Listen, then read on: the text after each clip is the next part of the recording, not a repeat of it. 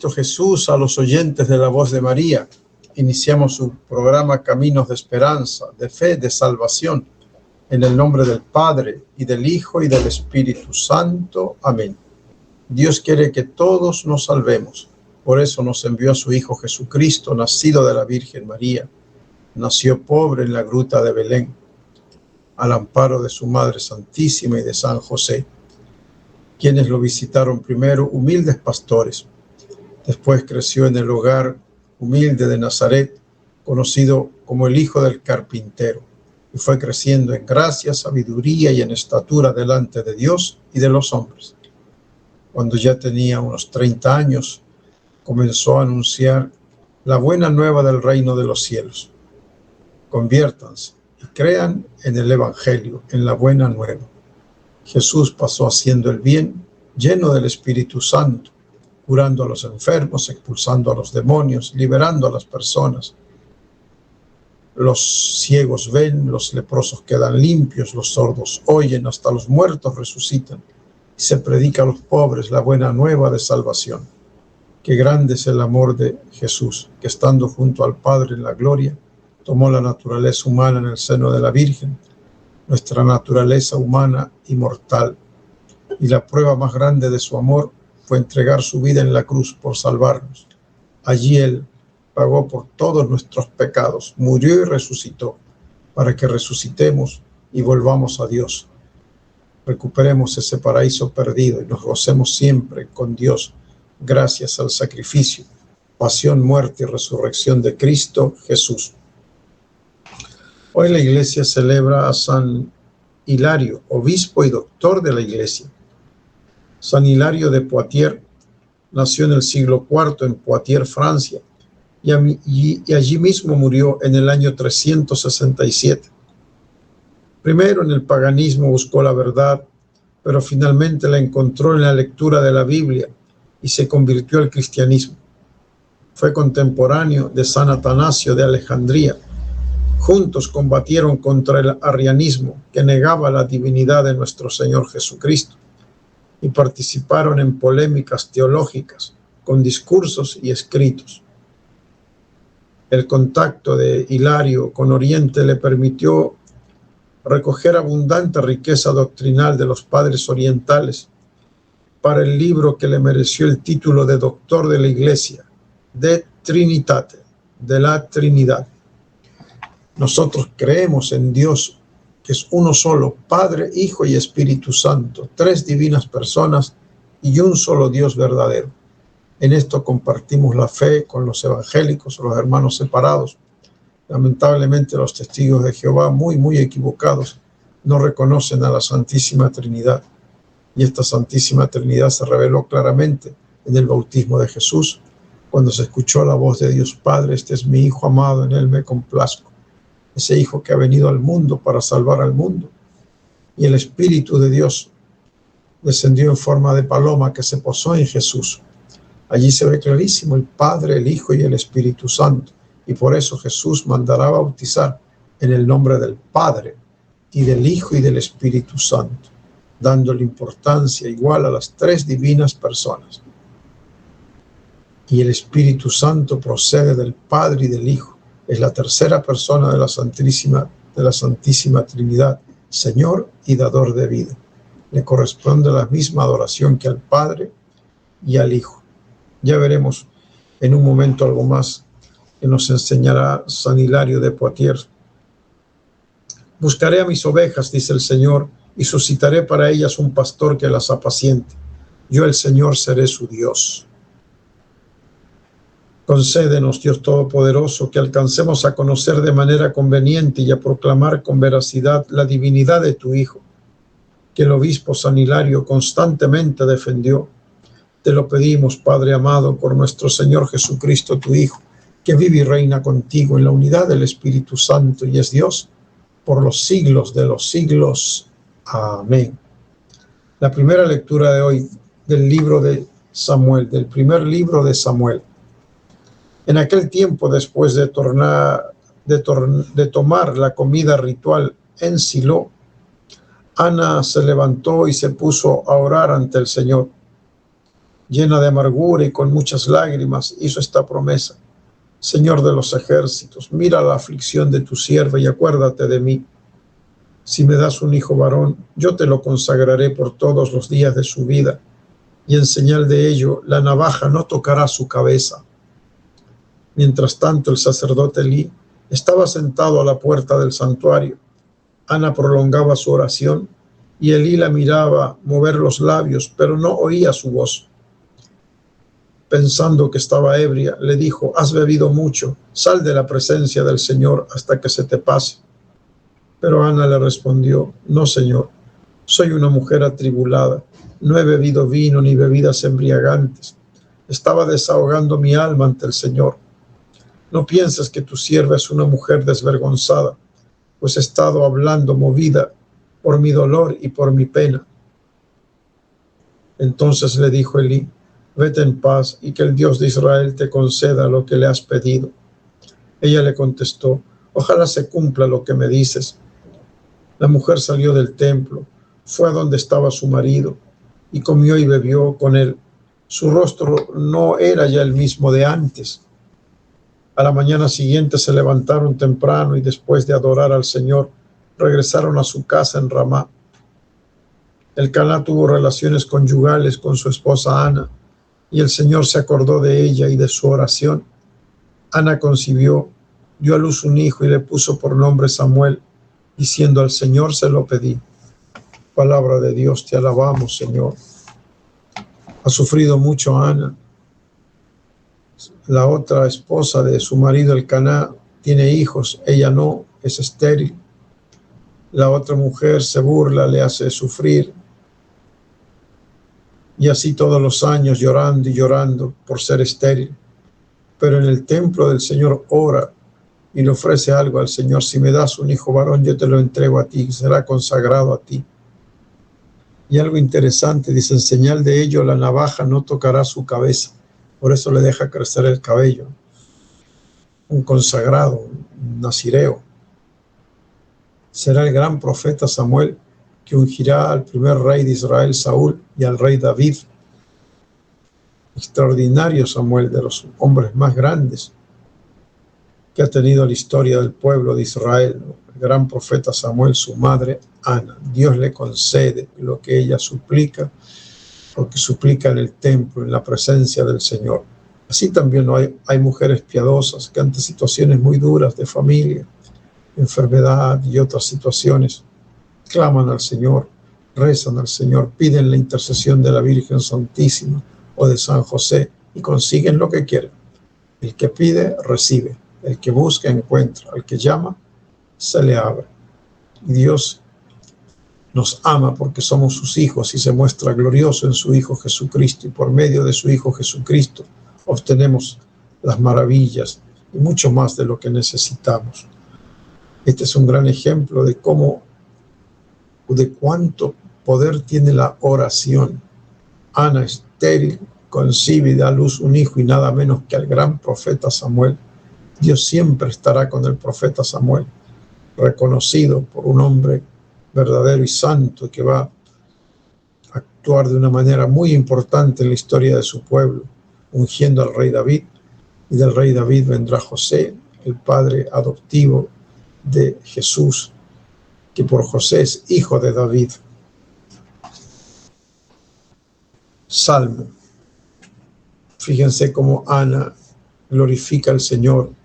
Ella ya cumple su promesa, ya cuando el niño está pequeñito lo lleva al templo, lo entrega allí, también hace una ofrenda más hermosa de un toro, de trigo, de vino, muy generosa Ana, ¿no? Y entrega a su hijo, y Dios no se deja ganar en generosidad, le dará más hijos.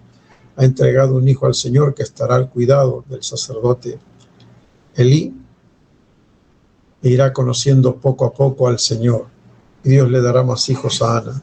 Y ahora Ana está feliz y dice: mi corazón se alegra en el Señor, en Dios me siento yo fuerte y seguro, ya puedo responder a mis contrarios, pues eres tú, Señor, el que me ayuda.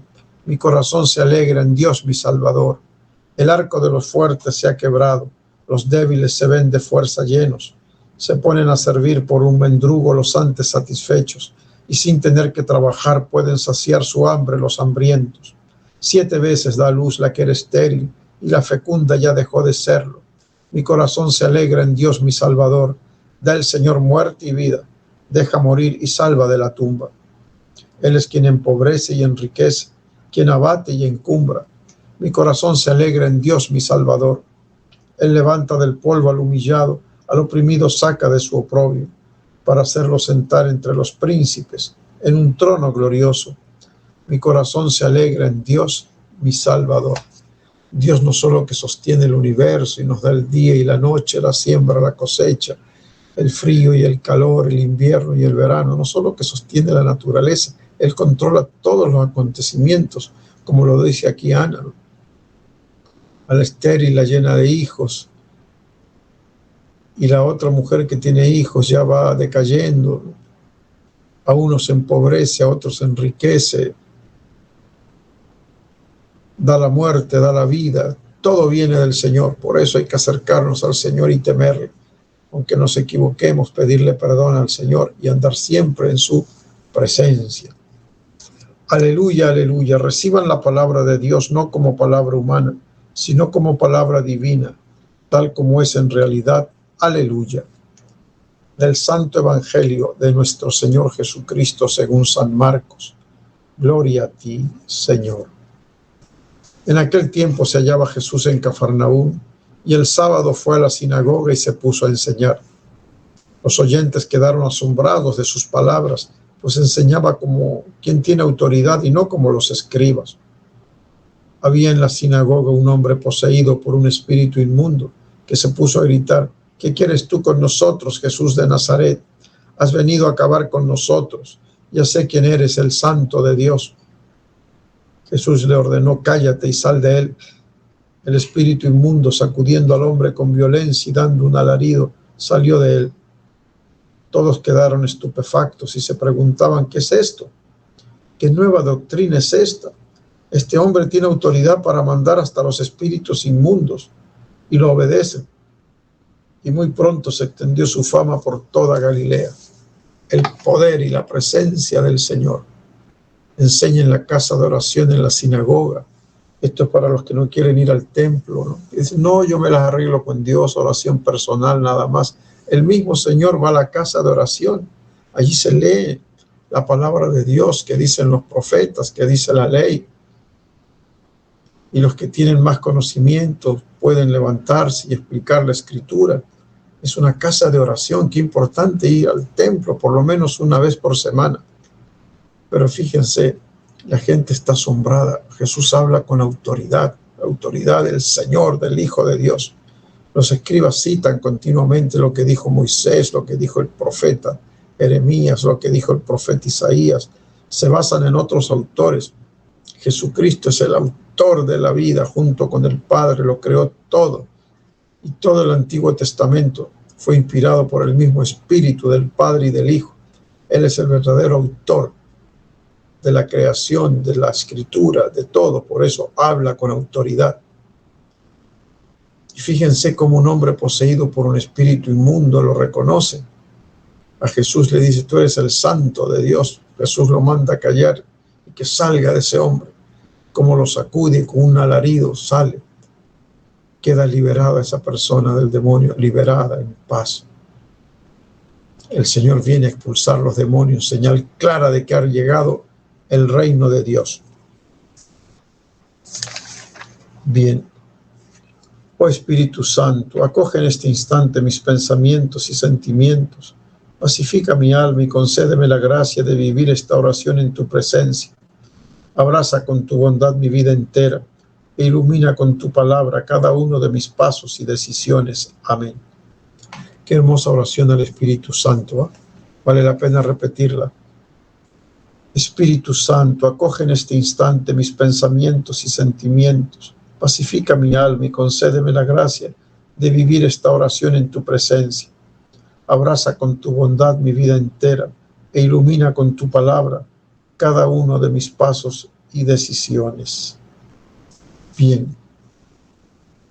Después de leídas las lecturas, cómo escucha Dios a Ana y le concede un hijo, Samuel, como en su cántico glorifica a Dios, que es el Señor de todo, y también escucha a los que a Él le suplican. Y el Evangelio, la autoridad de nuestro Señor Jesucristo y su fama comienza a extenderse. El Señor, el que sana, el que cura, el que salva, el Hijo de Dios ha venido. Como estamos celebrando a San Hilario, obispo y doctor de la Iglesia, recordemos que nació en Poitiers, Francia, a principios del siglo IV. Hacia el año 350 fue elegido obispo de su ciudad. Luchó con valentía contra los arrianos que negaban la divinidad de Cristo nuestro Señor y fue desterrado por el emperador Constancio. Escribió varias obras llenas de sabiduría y de doctrina, destinadas a consolidar la fe católica y a la interpretación de la Sagrada Escritura. Defensor de la Santísima Trinidad, murió santamente el año 367. Aprendamos algo de la sabiduría que Dios le concedió a San Hilario, del tratado de San Hilario, obispo, sobre la Santísima Trinidad. Te serviré predicándote. Yo tengo plena conciencia de que es a ti, Dios Padre omnipotente, a quien debo ofrecer la obra principal de mi vida, de tal suerte que todas mis palabras y pensamientos hablen de ti. Y el mayor premio que puede reportarme esta facultad de hablar que tú me has concedido es el de servirte predicándote a ti y demostrando al mundo que lo ignora o a los herejes que lo niegan lo que tú eres en realidad, Padre, Padre, a saber, del Dios unigénito. Y aunque es esta mi única intención, es necesario para ello invocar el auxilio de tu misericordia, para que hinches con el soplo de tu espíritu las velas de nuestra fe y nuestra confesión, extendidas para ir hacia ti, y nos impulses así en el camino de la predicación que hemos emprendido, porque merece toda confianza aquel que nos ha prometido. Pedid y recibiréis, buscad y hallaréis, llamad y se os abrirá. Cuando San Hilario está hablando de que el Dios Padre es Padre del Dios unigénito, se está refiriendo a Jesucristo, el Hijo único de Dios, de su misma naturaleza divina. Somos pobres y por esto pedimos que remedies nuestra indigencia. Nosotros ponemos nuestro esfuerzo tenaz en penetrar las palabras de tus profetas y apóstoles y llamamos con insistencia para que se nos abran las puertas de la comprensión de tus misterios. Pero el darnos lo que pedimos, el hacerte encontradizo cuando te buscamos y el abrir cuando llamamos, eso depende de ti.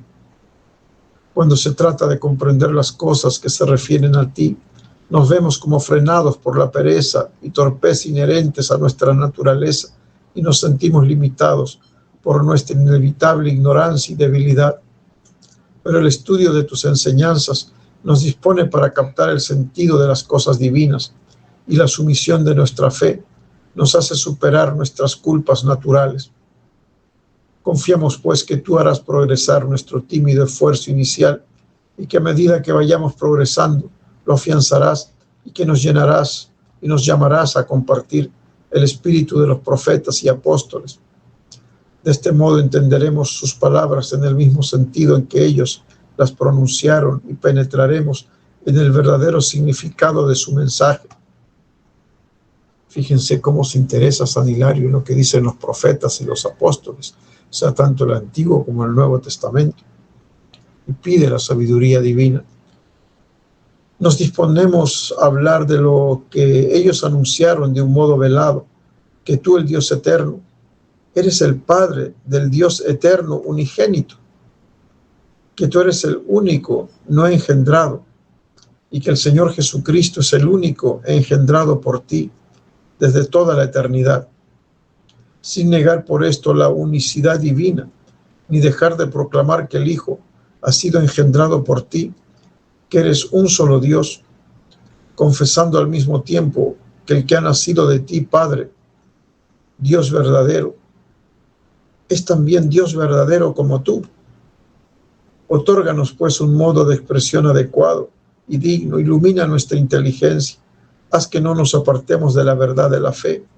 Haz también que nuestras palabras sean expresión de nuestra fe, es decir, que nosotros, que por los profetas y apóstoles te conocemos a ti, Dios Padre, y al único Señor Jesucristo, y que argumentamos ahora contra los herejes que esto niegan, podamos también celebrarte a ti como Dios, en el que no hay unicidad de persona, y confesar a tu Hijo en todo igual a ti.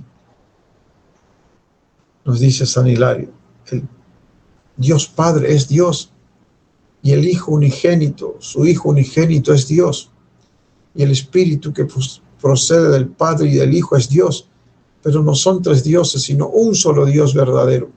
Esta maravilla le conocemos como la Santísima Trinidad. Es como un árbol que tiene tres ramas gruesas. Son tres ramas distintas, sí, pero es un solo árbol, un solo Dios verdadero.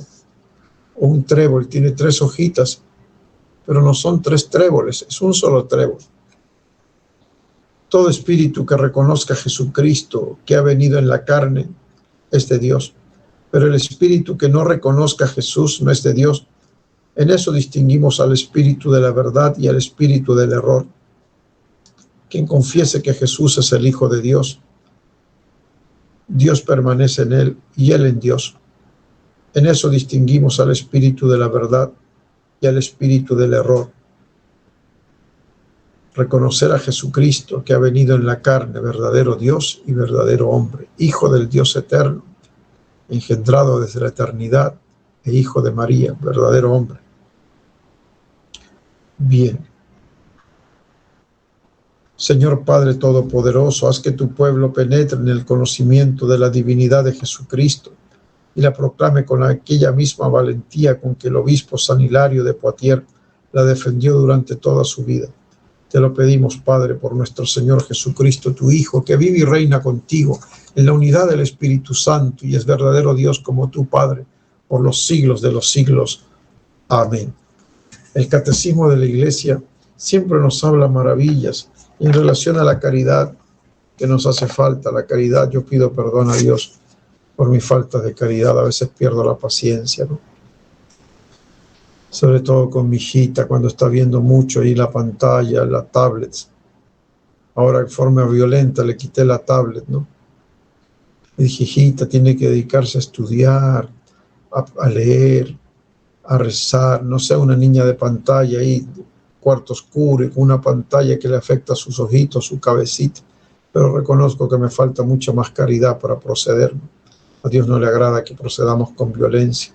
Así que le pedí perdón a la pequeña y le dije, nos vamos mañana al parque a pasear. Y se puso contento. La caridad. La caridad es la virtud teologal por la cual amamos a Dios sobre todas las cosas, por Él mismo, y a nuestro prójimo como a nosotros mismos, por amor de Dios. Vamos a repetir esta definición de caridad que está muy interesante. La caridad es la virtud teologal, o sea, es una virtud que viene de Dios y que recibimos en el bautismo, ¿no?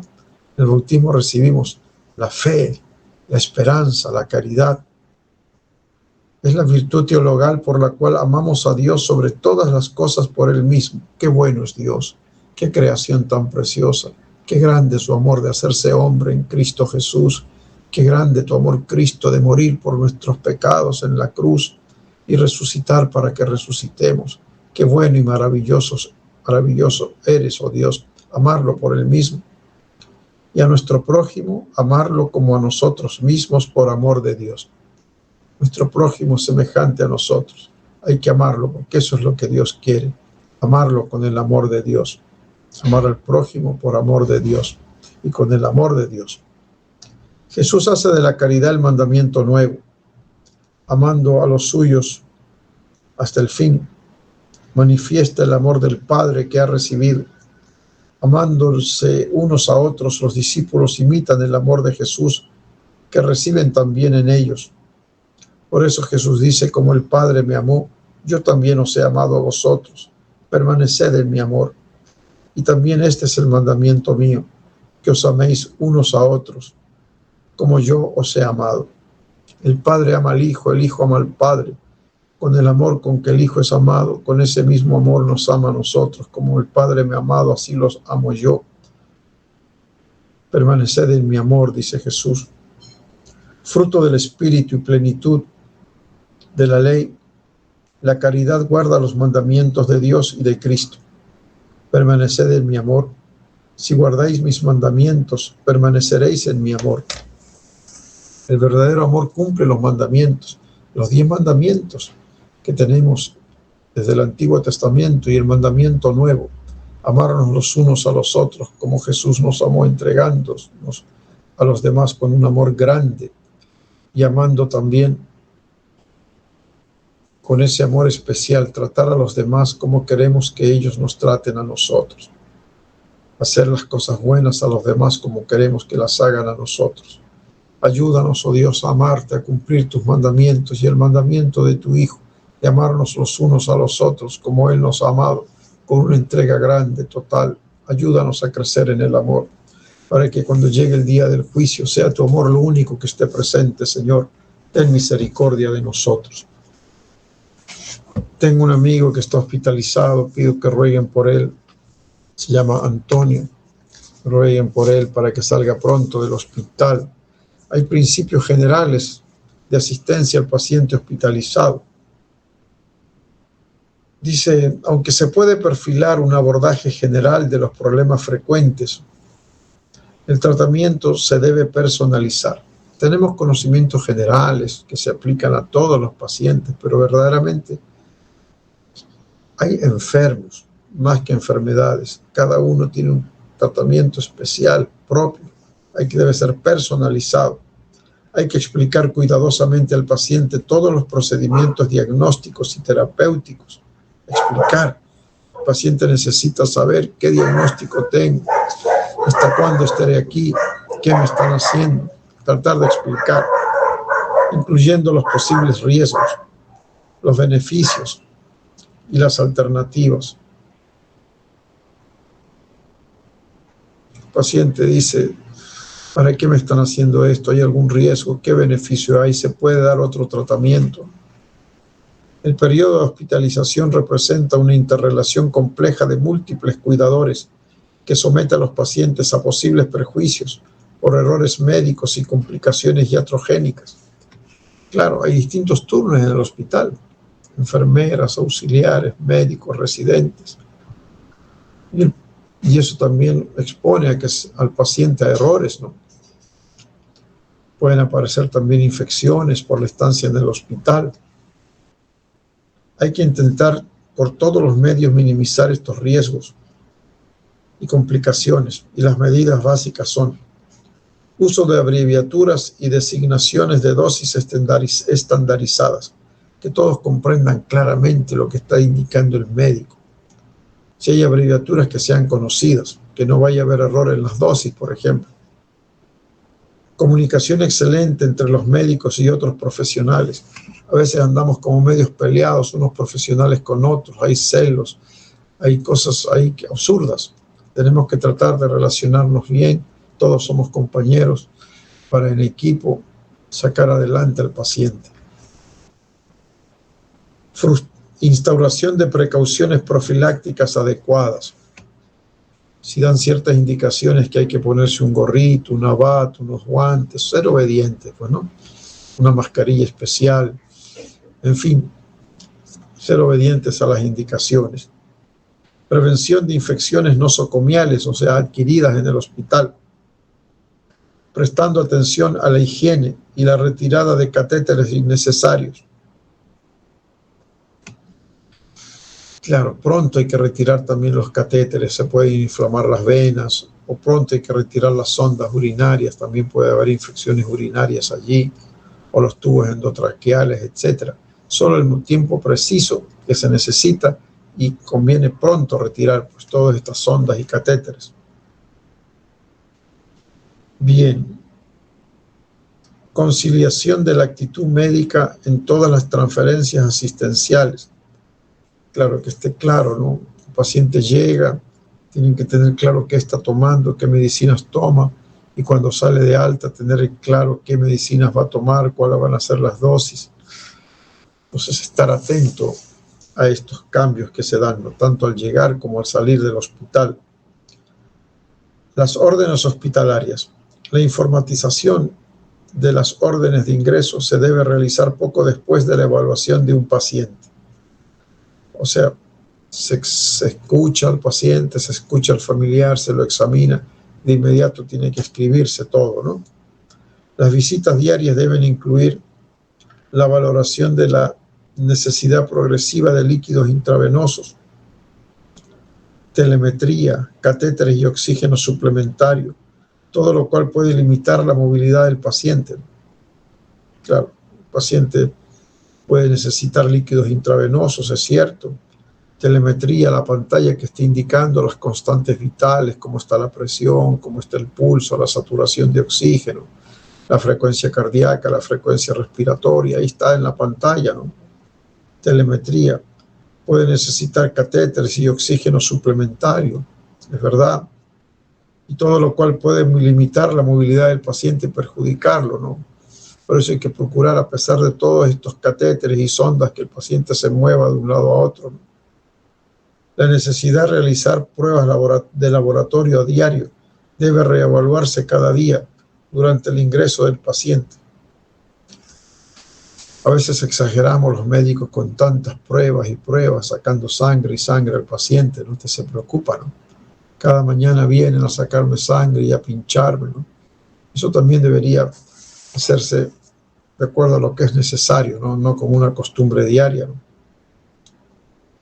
La planificación del alta empieza en el momento del ingreso y es en ese momento cuando se debe evaluar la situación social del paciente y sus posibles necesidades.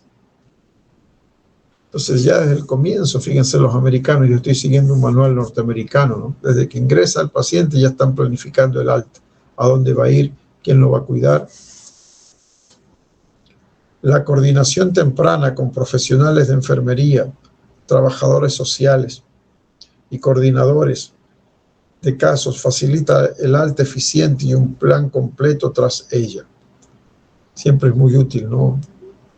¿Qué enfermera lo va a atender? Si tienen o no los recursos, hay compañía o no hay compañía en la casa, ¿dónde va a ir?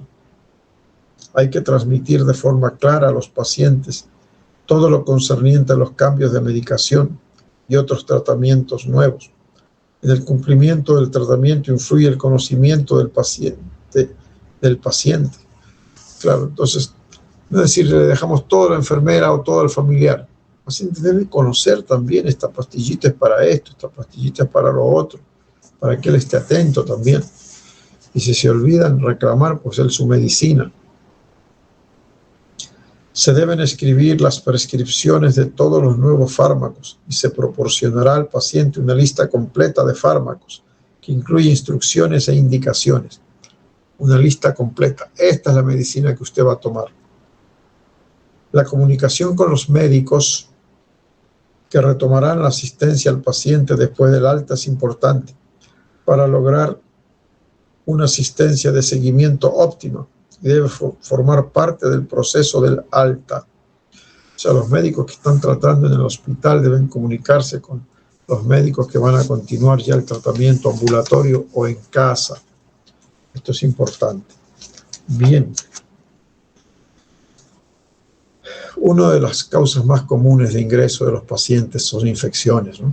Infecciones que se adquieren fuera del hospital, infecciones que se pueden adquirir también dentro del hospital. Las infecciones están causadas por bacterias, virus, hongos o parásitos y pueden afectar a cualquier sistema orgánico.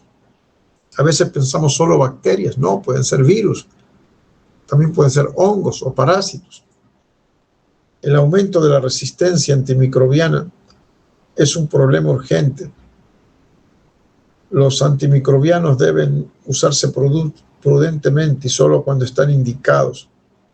Hay un problema actual, muchas bacterias son resistentes a los antibióticos.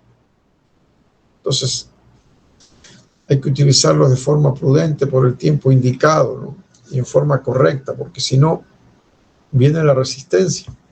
Esa costumbre de ir a la botica y el boticario receta 2, 3 pastillitas es ideal para que aparezcan bacterias resistentes. El tratamiento debe durar 5 o 7 días, pero si el tratamiento dura menos de un día con 2 pastillas, la bacteria se hace resistente porque no le han atacado lo suficiente. Bien. La precaución para evitar el uso indiscriminado de antimicrobianos combate la resistencia a los fármacos, evita los efectos adversos y reduce costos excesivos. Entonces, si se utilizan bien los antimicrobianos, vamos a evitar resistencias, vamos a evitar efectos adversos y también se van a reducir costos excesivos. La consulta con un especialista en enfermedades infecciosas reduce la mortalidad y puede ayudar en el diagnóstico y el tratamiento de enfermedades infecciosas complicadas, así como el control del tratamiento antimicrobiano. O sea, el autor aquí está abogando por la labor del infectólogo, ¿no? Si tenemos bacterias resistentes, midamos también el criterio del infectólogo, que él se ha dedicado solo a esto, para darnos también consejo en el tratamiento, ¿no? Bien. La anamnesis, o sea, el interrogatorio y la exploración física son esenciales, especialmente en los casos de duda diagnóstica, como una fiebre de origen desconocido. Esto es importante, ¿no? Como que se está perdiendo un poco esto en la tradición médica, que es básico, son los pilares. Escuchar, preguntar al paciente, al familiar y examinar bien. Eso es importante. Se quejan los pacientes que ahora hay médicos de pantalla, de computadora, que ni tocan al paciente y rapidito le están dando la receta, ¿no? Hay una verdadera crisis en la atención médica. Bien. En cuanto a la infección que afecta a los pulmones, es la neumonía. En cuanto a la neumonía extrahospitalaria o en la comunidad, que se adquiere en la comunidad, atención, porque es una causa importante de muerte la neumonía. El agente etiológico, o sea, la causa, la bacteria más común, el agente etiológico predominante es el Streptococcus pneumoniae. Otras etiologías bacterianas son Haemophilus influenza, Moraxella catarrhalis. La neumonía causada por agentes atípicos como Legionella pneumófila, C. pneumonia o M. pneumonia, debe ser Mycoplasma pneumoniae, no puede determinarse clínicamente con fiabilidad. O sea, no podemos solo por los síntomas, los signos, decir esta es la bacteria, ¿no? Ahí se necesita el cultivo, procurar que el paciente, si tiene tos, flema, fiebre, le duele la espalda, antes de empezar el tratamiento antibiótico, animarlo a una buena muestra de esputo que escupa en un vasito estéril para encontrar la causa. Ya se puede hacer mediante un cultivo, ver cuál es el antibiótico correcto. El virus de la gripe, el SARS-CoV-2 y otros virus respiratorios también pueden causar neumonía en los adultos. Miren, no despreciar una gripe, ¿no? Puede llevar a la neumonía, ojo, neumonía viral y después complicarse con una infección bacteriana sobreañadida, ¿no?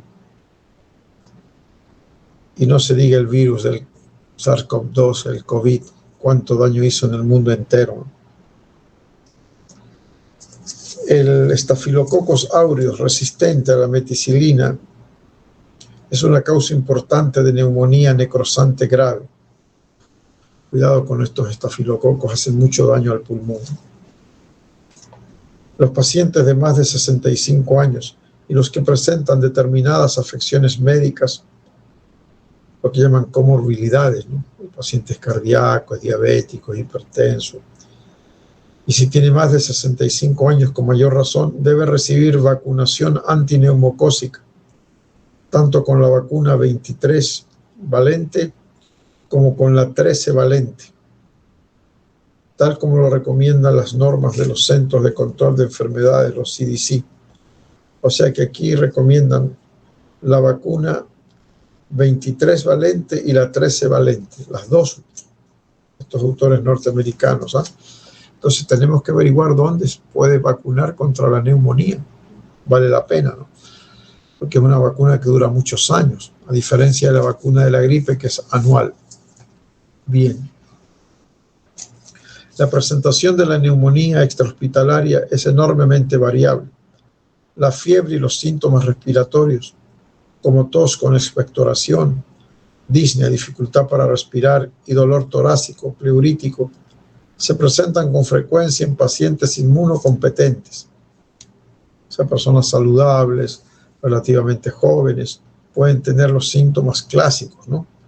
Fiebre, tos, flema, expectoración, dificultad para respirar, dolor torácico, punta de costado, dicen algún dolor. Pero entre los signos, además de estos síntomas, entre los signos se hallan la taquimia, respirar rápido, puede ser signo de neumonía, los estertores, unos sonidos especiales al auscultar los pulmones, o la consolidación en la auscultación, una zona mate que hay infección. Entonces, ojo, si encontramos taquimia, dificultad, o sea, respiración rápida, estertores, ruidos anormales, eso nos está hablando de que hay neumonía. Bien, la neumonía extrahospitalaria se manifiesta de forma aguda en cuestión de horas o días. Si un paciente tiene síntomas durante más de 2 o 3 semanas, sobre todo si se acompaña de pérdida de peso o su duración nocturna, debe plantearse un posible diagnóstico alternativo, como una infección por hongos o por micobacterias. Hay que volver a leer esto que está interesante, ¿no? Si un paciente tiene síntomas durante más de 2 a 3 semanas, se han alargado los síntomas. Ya, danos un minutito, Pedrito. Sobre todo si se acompaña de pérdida de peso o sudoración nocturna, debe plantearse un posible diagnóstico alternativo. Puede haber una infección por hongos o micobacterias. Muy bien, estamos terminando ya el programa. No olvidemos de pedir siempre con fe, como pidió Ana, y Dios le concedió a su hijo, el gran profeta Samuel. No nos olvidemos que de Dios viene todo, Él es el Señor y Rey del universo, y a tener siempre plena confianza en el Señor Jesucristo, con la autoridad que tiene de Hijo de Dios. Admiremos a los santos que nos ofrece la Iglesia, como San Hilario de Poitiers, que defendió la condición divina, la naturaleza divina de Jesucristo, y estemos atentos también a cuidar nuestra salud, siguiendo las enseñanzas básicas de la vida saludable, acostarnos temprano, alimentarnos bien, ejercicio, acudir al médico, y hasta la próxima semana, Dios mediante. No dejen de ayudar siempre a la voz de María. Gracias a Pedrito, que está en la parte técnica, como siempre, muy eficiente. Hasta la próxima, Dios mediante, con Jesús, José y María.